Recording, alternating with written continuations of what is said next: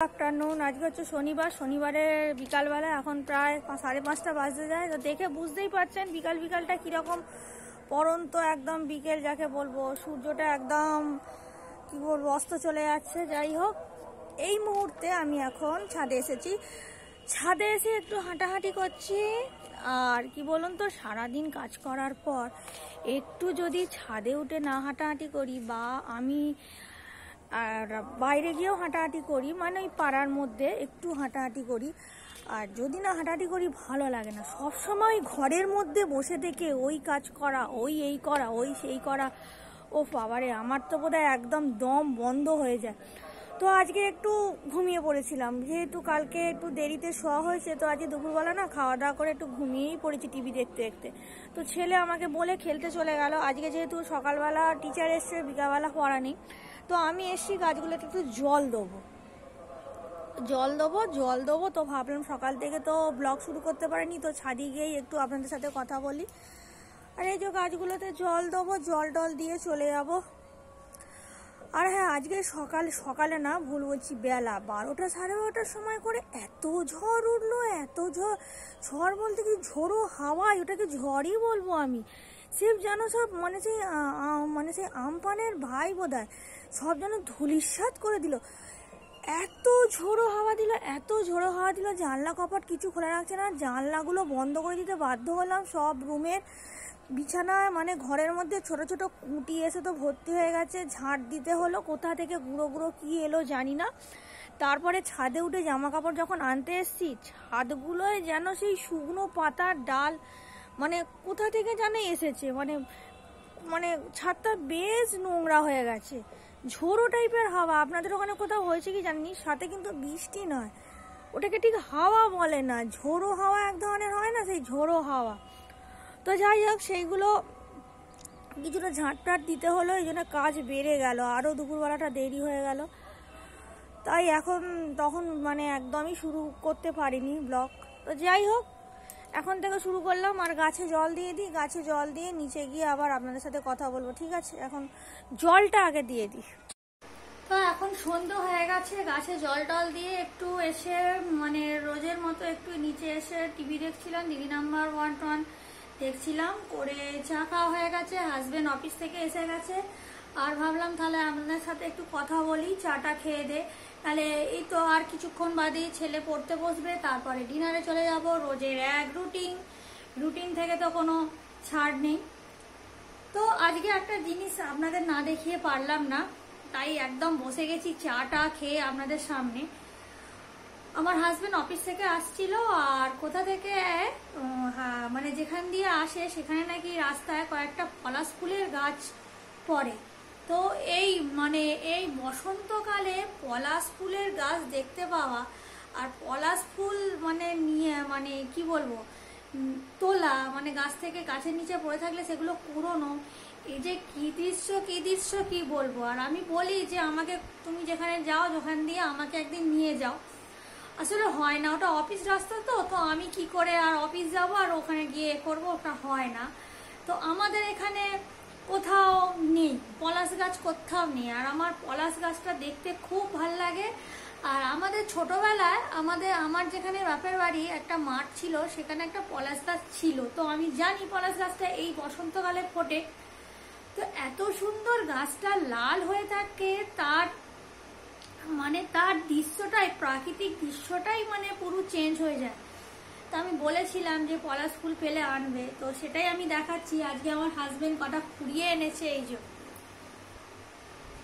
এত সুন্দর লাভলি দেখতে পলাশ ফুল, মানে কোথাও যদি গাছ থাকে আমি সেখানে গিয়ে ভিডিও করতাম যে পলাশ ফুল ফুটে আছে, পলাশ ফুল তলায় বেছানো ফুটে আছে, দারুণ লাগে। এই সময় পলাশ ফুল একটা যদি মাথায় দিয়ে দেওয়া যায়, দারুণ লাগে না?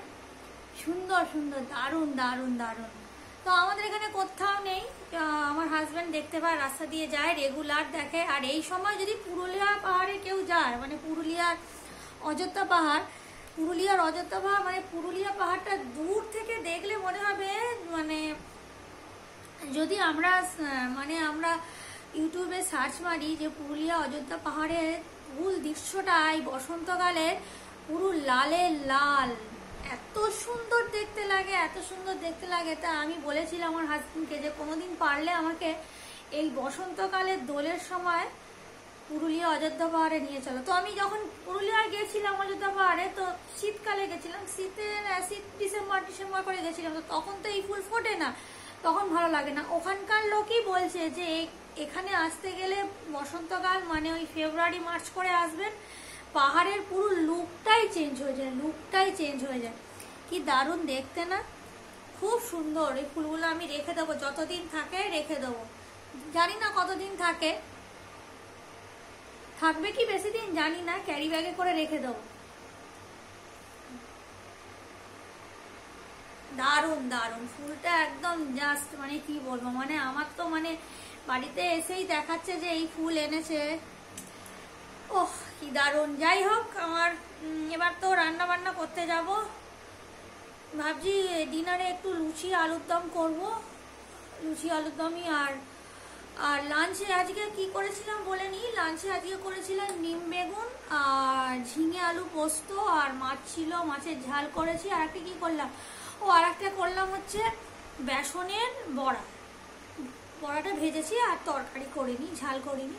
তো এই দিয়ে লাঞ্চ কমপ্লিট হয়ে গেছে। তো একটু পোস্ত পড়ে আছে, পোস্তটা পড়ে আছে, আর ওই জন্য করতে হবে। আর আমি তো বলেছি আগের কয়েকটা ভিডিও যে আমার দুবেলায় রান্না করতে হয়, মানে এবেলার রান্না যে ওবেলা খাবে এরা কেউ খেতে চায় না, তো যা থেকে যায় ওটা একটু খেতে হয়, মানে বেশি করে আমি করে রাখি না যে সেটা ডিনারে চলে যাবে বলে।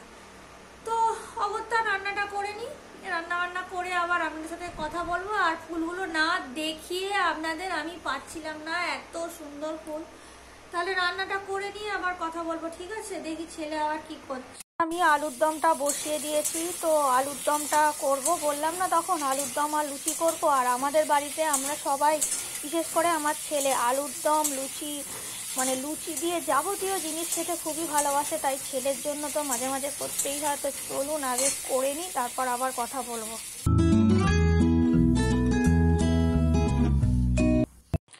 আর আমাদের ডিনার করা হয়ে গেছে। তো ডিনার করার পর আর এবারে আমি মশারি টাঙাচ্ছি, মানে বিছানায় যাবতীয় একটু মানে যা যা আছে বালিশগুলো একটু বিছানাটা আমি প্রতিদিনই ঝেড়ে নিই, ঝেড়ে নিয়ে তারপর আমি মশারি টাঙাই। আর মশারিটা টাঙাতেই হবে, এটা রেগুলারের কাজ। বিশেষ করে এখনও গরম পড়েনি, যখন গরম পড়ে তখন হয়তো টাঙাই না, এত গরম হয় কি বলুন তো, মানে পাখা হাওয়াটা না মশারি ভেতর দিয়ে ঢোকে না, তাই মশারি এখন টাঙাতেই হয়, সেরকম গরম পড়েনি। তো মশারিটা টাঙিয়ে নিই, তারপর আবার ফিরে আসছি। রাতের পুরো খাওয়া দাওয়া হয়ে গেছে, খেয়ে দিয়ে পুরো কমপ্লিট। আর দেখলেন একদম মশারি টশারি টাঙানো পুরো রেডি। আর ছেলে এখন টিভি দেখছে, ও বলছে পরে শোবে। তো আমি একটু এই ঘরে এলাম। তো এই ঘরে কেন এলাম একটু আপনাদের দেখাই, দেখুন। তো এই যে দেখতে পেয়েছেন, আমার ছেলে যে লেখাপড়া করেছে তার এটা প্রমাণ।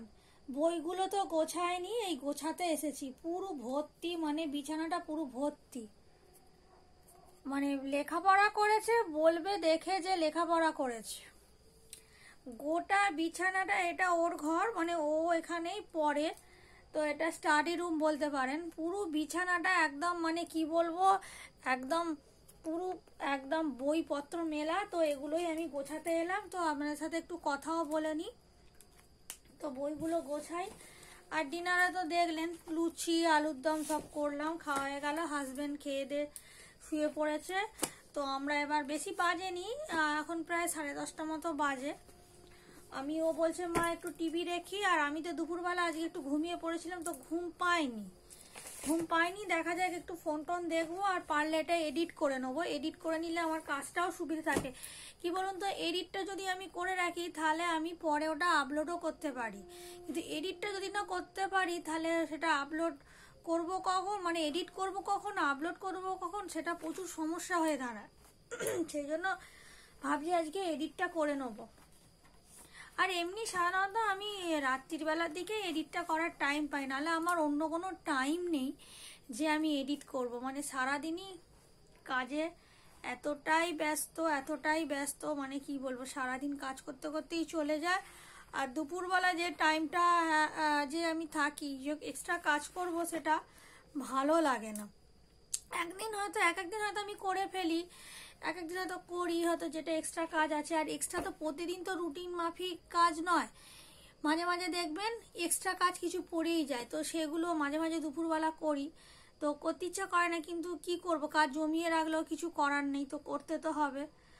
তো আর কি আর বলবো, সংসার এইভাবেই চলে, সংসারের নিয়মে চলবে। আর আমি কালকে মেহেন্দিটা করেছিলাম, আস্তে আস্তে যেন ফুটছে, সকালবেলা মনে হয়েছিল যেন ফোটেনি, এবার এখন মনে হচ্ছে যেন ফুটেছে। তো আমাদের বাড়িতে তো 15 তারিখ একদম অন্নপ্রাশনের অনুষ্ঠান চলেই এলো, সোমবার, কাল থেকে সব রিলেটিভ আসতে শুরু করবে, কি মজা কি মজা। আর আপনাদের সাথে আমি সব A to Z সব কিছু শেয়ার করব।